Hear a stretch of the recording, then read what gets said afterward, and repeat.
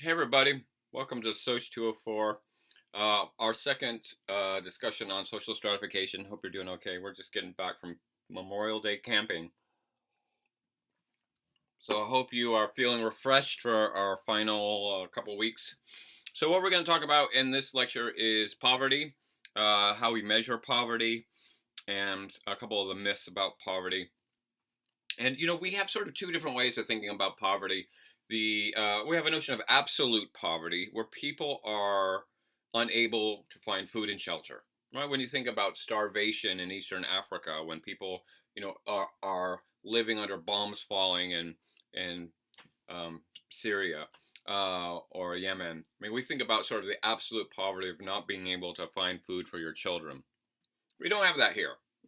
Poor people in America, a lot of them have Netflix and have a place to live. And because we've created a notion not of absolute poverty, but of relative poverty, that based on what we think the standard of living in this country should be, who is significantly below that, who needs a little bit of help, so they don't starve to death, or they don't, are out in the rain. And of course, there's a whole other discussion about homelessness, and we can talk about that. And we do in my Social 206 class, Social Problems. So when we talk about poverty, we have high rates of poverty. I mean, for a country as wealthy as ours, I mean, there are just so many statistics I could bombard you with, and a lot of them are in your textbook. But the one that always gets me is that 1 in 5 children in America lives in poverty.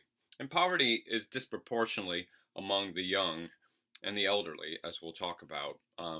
But I want to talk about, and so when we're talking about life chances before in our video, that concept from Weber, I mean, we could think about all the effects that poverty will have on people, including the psychological distress, not being able to pay your rent, not knowing where your next meal might come from, just always having to pay the bills and never having the ability to save, the physical wear and tear that has on people, including, as we talked about, living in unhealthy environments, lower educational attainment, because it takes money to get an education, right? So the thought of going to college is out of reach for so many people who are stuck in poverty. That's why I feel very fortunate to be in this position with people who are fortunate enough to be able to go to college. Housing problems, insecure housing. We have an incredible houselessness population in Portland, and that has to do a lot with the incredible cost to just get into an apartment first month and last month for a $1,500 studio apartment, if you're lucky, in Washington County. The unsteady employment. We talked a little bit about the idea of having a job versus having a career, but having a job often means having a job as long as it's available. And then having to supplement sometimes with non-traditional employment, which we would generally refer to as hustling, trying to make money here and there to be able to cover the rent. The notion of personal safety. A lot of people feel like they aren't going to live very long. I was just watching a report about all the people cramming the beach in Alabama, which are largely lower income individuals that say, hey, if I die, I die. If I get the coronavirus, I die. I'm like, you don't have to get the coronavirus if you're smart about it. But a lot of people have this sort of fatalistic attitude because they live in an unsafe environment. And one of the things I always think about these days is this the cost of childcare. Like if you want to go to work and you got a kid or two, you better have thousands and thousands of dollars on hand to pay for childcare so you can go to work to pay for the childcare. It's just really, really difficult if you don't have grandma at home to watch the kids. And so there is a real impact in this thing that we've been calling life chances. And poverty is one of the places that we see that. And there is a section in Giddens I really want you to pay attention to called the feminization of poverty. The feminization of poverty. I want you to look that up. It's probably something you'll see on the final exam. Because we know the number one predictor of being poor is whether or not you're in a female-headed household. Of married couples, about 5% of married couples live in poverty. Male-headed single-parent households, about 13% live in poverty. Female-headed households, 28% live in poverty. Roughly 1 in 4, more than 1 in 4 female-headed households are in poverty. And so we want to talk about that, and we want to tie it also to our values about gender, and our values about individualism. It's up to you, right? If you can't succeed, it's your fault, right? That's America's individualistic culture. You might remember the story of me talking to my dad about globalization, which we're going to talk about in the next video. that, you know, people are losing their jobs, not because they're bad people, but because the economy is changing. There are external factors. So what I really wanted to focus on in this section is how we determine what the poverty line is. Okay, first of all, what is the poverty line? The poverty line is a threshold of income. And if you make below this threshold of income, you can get subsidies. You can get what generally are referred to as welfare. You can get things to help you from becoming homeless and starving to death. That includes, help in housing. It's what we call Section 8 housing, which isn't free housing. It's just subsidized housing. You would get a voucher, and it has to be housing that is approved to be Section 8. So usually, you know, it's on the other side of the railroad tracks, as they say. But you can get some help with housing. You can get some help with health care in the form of Medicaid. So you can go to the doctor. You don't have to wait till you're dying to see the doctor. You can get help with job training. You can get help with food, so you don't starve to death, in the form of SNAP benefits or food stamps. We also have WIC if you've got a child under 5, women and infant children, that will help you get milk and cheese. In Oregon, it's that good Tillamook cheese. Cheerios, for some reason, a lot of Cheerios on WIC. Ask me how I know. Where's my WIC card? I don't know. I don't have it anymore, but it sure came in handy. And things like that. Yeah, those are the big ones. I think I'm probably forgetting one subsidy.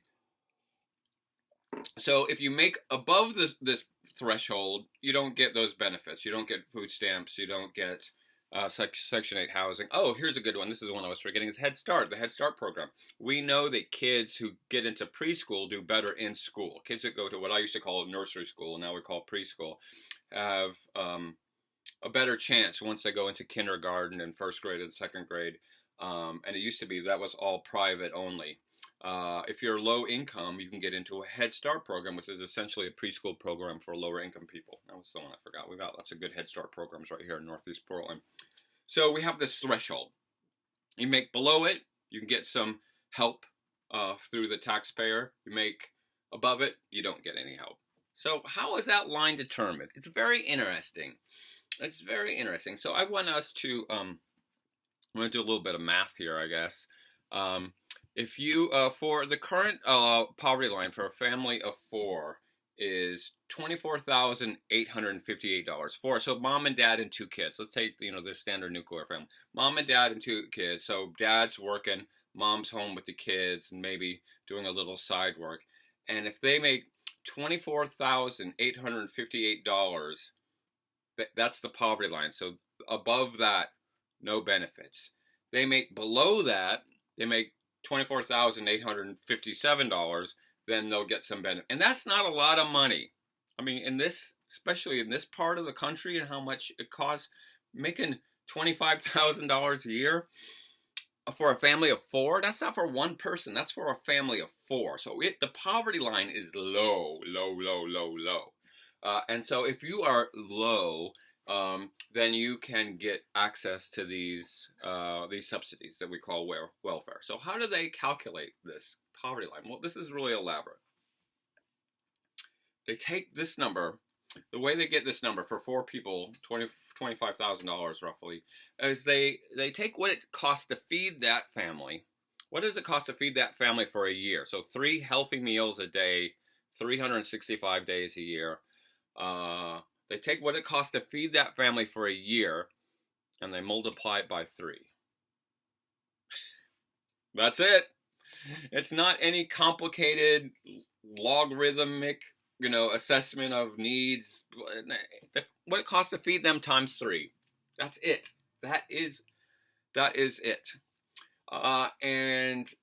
If you break that down, so you have the $24,858 divided by 3, and then you divide that by 365 days and 3 meals a day and 4 people in the family, it's about $1.06 per meal. You get $1.06 for every meal every single day of an entire year.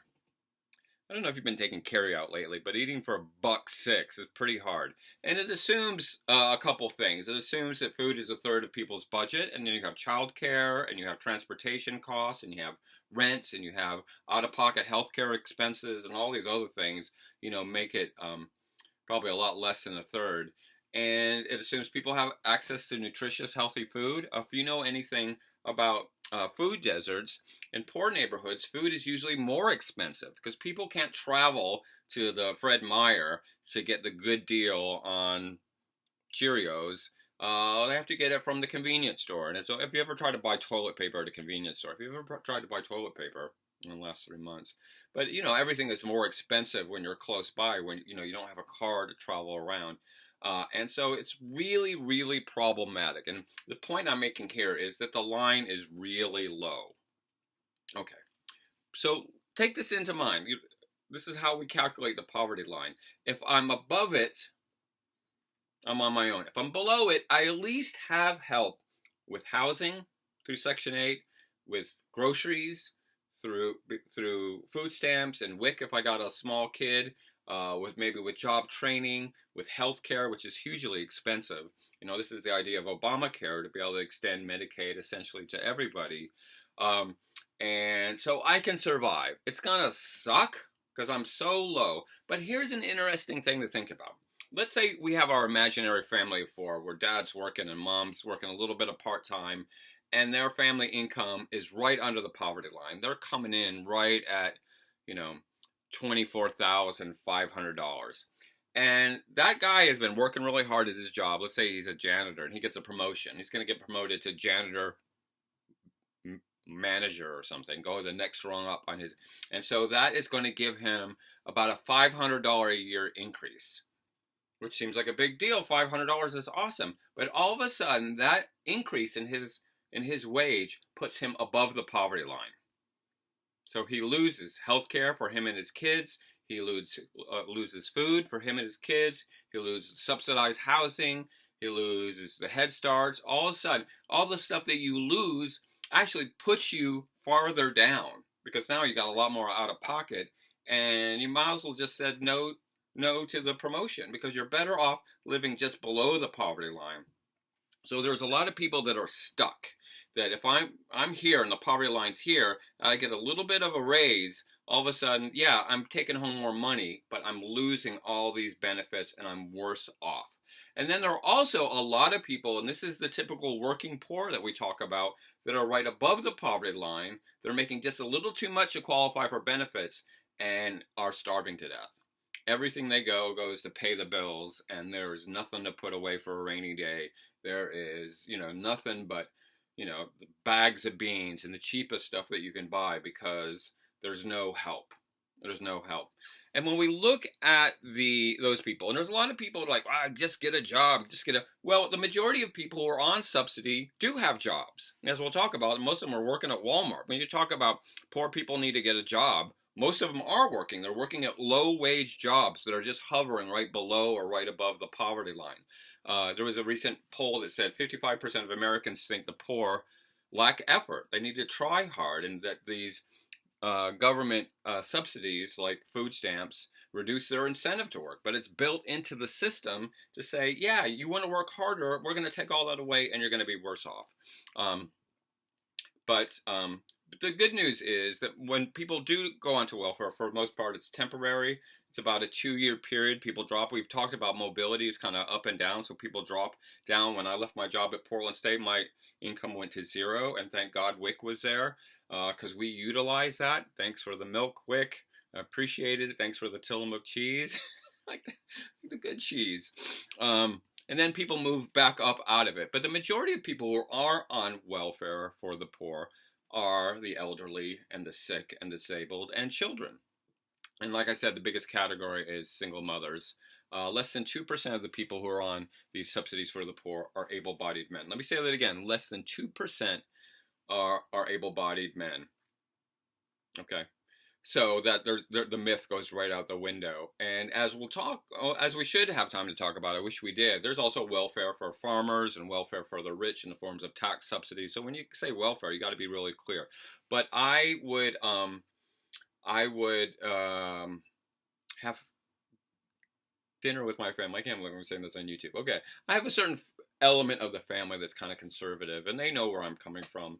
And I could be visiting them for Thanksgiving or Christmas dinner, and I love my family so much, but they know that we're on different sides of the political aisle. And every single time, my aunt, after dessert, would say, people on welfare just need to get a job. And then everybody would look at me and I'd have to talk about, well, yeah, they do have a job. They're all working at Walmart. They're working at low wage jobs, living right around the poverty line, either stuck right below it or just above it, wishing they had the same benefits as the people who did below had. And they are stuck. It's not for lack of trying. Some of these people are the hardest working people you will ever meet. But the myths are founded in American notion of exceptionalism and individualism. If they just try hard, they could be the next American Idol. If they just try hard, they could be the next Bill Gates. If they just pull themselves up by their bootstraps. And what that fails to do is look at the structural conditions that keep people poor in America. And so the question is, why do we blame the poor for being poor? Why do we say it's their fault? What is that rooted in? Which is something that we should talk about in our Zoom. Why do we blame the poor for being poor? All right, that's all I have to say on this Memorial Day recording.